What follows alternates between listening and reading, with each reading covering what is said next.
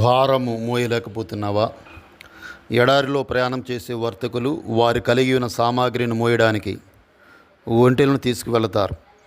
ఎడారిలో బరువులు మోస్తూ అద్భుతముగా ప్రయాణం చేయగలిగే జంతువు కేవలం ఒంటె మాత్రమే. అందుకే దానిని ఎడారి ఓడ అని పిలుస్తారు.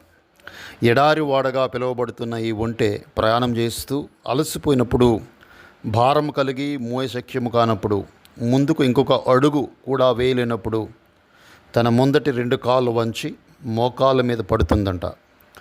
ఎప్పుడైతే ఒంటె మోకరిస్తుందో అది గమనించిన యజమాని వెంటనే ఒంటి మీద ఉన్న భారమంతా గబగబా దించేస్తాడట. మన కుటుంబంలో, ఉద్యోగంలో, వ్యాపారంలో మనము కలిగి ఉన్న అనేక ఒత్తిడులను, బాధ్యతలను మన మీద మానసికముగా భారాన్ని, ఒత్తిడిని కలిగిస్తాయి. పిల్లలను పెంచడం కూడా ఒక బాధ్యతే. ఇది కొన్నిసార్లు భారంగా మారచ్చు. కొన్నిసార్లు ఆర్థిక ఇబ్బందులు భారముగా మారచ్చు.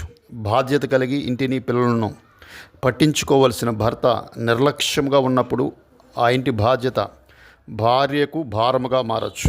ఈ విధముగా ప్రతి ఒక్కరి జీవితాలలో ఏదో ఒక విధమైన భారం ఉండొచ్చు. ఈరోజు నువ్వు ఏ విధమైన భారాన్ని కలిగి మోయలేని, అడుగు ముందుకు వేయలేని స్థితిలో ఉన్నావా?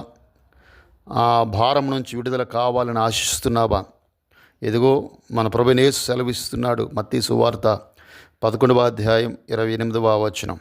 ప్రయాసపడి భారం మోసుకునిచున్న సమస్త జనులారా నా ఎదుక రండి, నేను మీకు విశ్రాంతిని కలుగుజేతును. ఆ ఒంటి ఎప్పుడు తాను కలిగిన భారం నుంచి విడుదల పొందింది అంటే మోకరించినప్పుడే కదా.